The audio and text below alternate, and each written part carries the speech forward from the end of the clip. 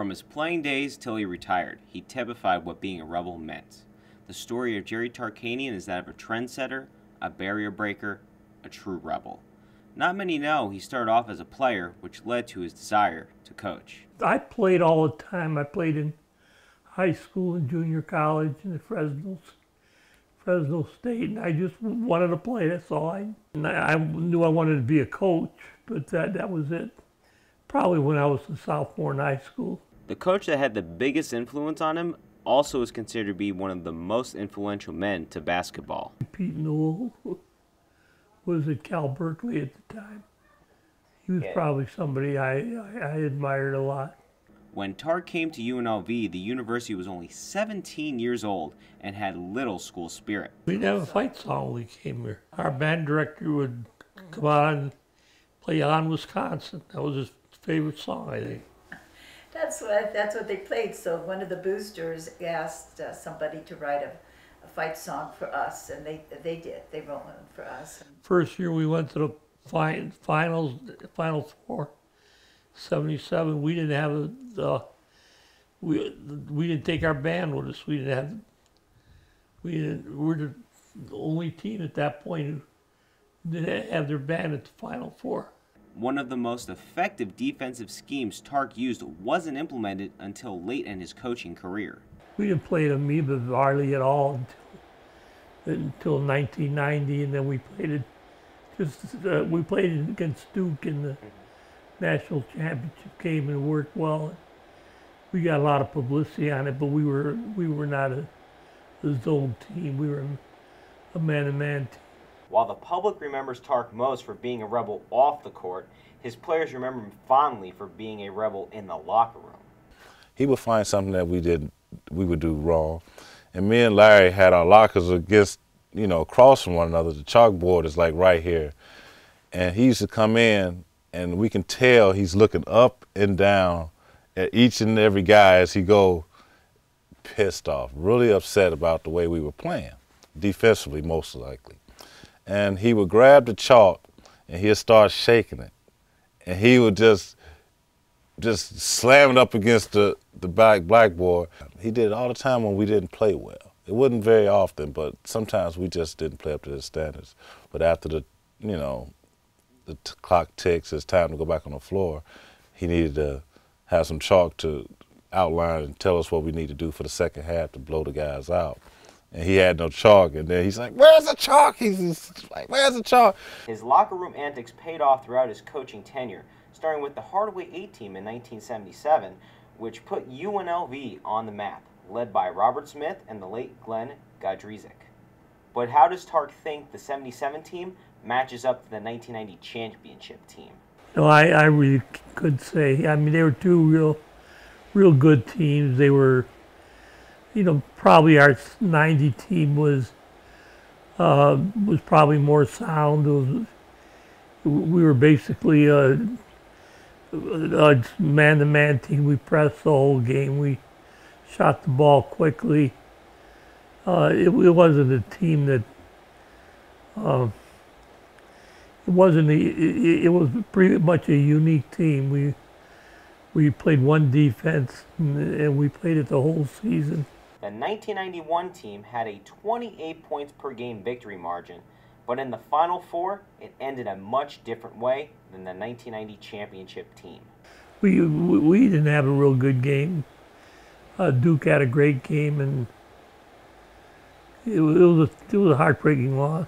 The loss was the beginning of the end for Tark at UNLV, starting with a photo of UNLV players and a man known as the Fixer that made national headlines. That disappointed me because we didn't know who this fellow was from New York. He came out here and introduced himself to me.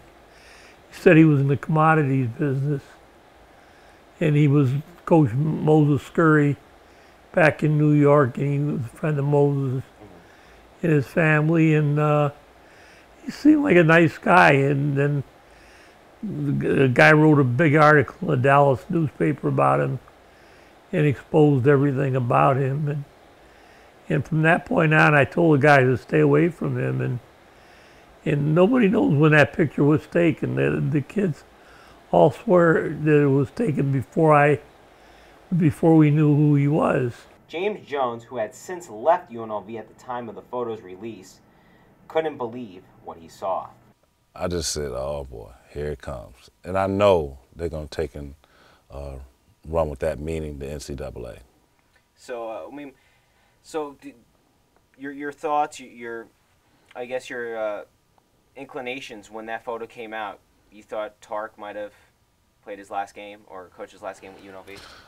I didn't think he was going to be his last game. I thought it was one more thing that was going to be misconstrued, and he was going to, have to answer to it. But I had no idea that, President Maxim was behind the whole thing to try to shut down a program that was bringing publicity to the school, money to the school, and putting it nationally on the map. I would never think a president would be trying to destroy something like that. Maxim's effort to get rid of Tarkanian culminated in practices being taped, which left most of the players in disbelief, and 1992 being Tarkanian's last season at UNLV. Obviously nobody likes to have someone come in the gym and videotape a practice. We didn't even know we had anybody there. There was a lot of things that didn't go well during that period of time. I didn't trust him. I mean, that smile and how he used to try to talk to me like he knew me personally. My coaches didn't talk to me the way he tried to, with that smile and how you doing. It was just fake. Tarkanian almost left UNLV in 1977 for the NBA, but turned down the Los Angeles Lakers' offer as head coach. UNLV stood by me during my battle with the NC2A, and when it looked like I was going to take the Lakers job, I had several of the boosters came by and they told me it really wasn't the right time. After leaving UNLV, Tarkanian decided to give the NBA shot with the San Antonio Spurs. I had to hassle because I wanted to bring some of the people in to play for me. I thought we needed a point guard, and I never had one. I needed a power forward, and I battled for a long time to get one. And then we got J.R. Reed, a big kid from North Carolina. We got him, and just about time we got him was when I had the problem with the owner, so it didn't last long. After being fired by the Spurs, he went back into the college coaching ranks and decided to call it a career after the 2002 season. With all the issues Tarkanian had with the NCAA, does he think they've gotten any better since his retirement? I think they've gotten better. Really? Yeah, they've got some big schools on probation, which they never did before. Today's violations have a lot to do with paying student athletes, which a lot of people are split on. I think that'd be a mistake. The thing that makes the college game good is, the kids are going to school, they're on full scholarship, all their expenses are paid. I like the fact that they're getting an additional stipend now if they can show a need. So I think the kids are getting paid. Right now they're living comfortably. They're doing a good job. His former players have nothing but good things to say about Tark. I was really fortunate to be able to come to UNLV, to play for Coach Tark, to be part of 2 Final Four teams, to win a national championship, and even more important, he was the one who gave me my first start in coaching. And so he was a terrific coach and a mentor for me, and just very fortunate to have had that experience. Coach was one of the greatest coaches I ever coached me, that ever played for, and also a very loyal person. I mean, to anybody that come play for UNLV, that Coach Tark had your back no matter what, good or bad, he had your back.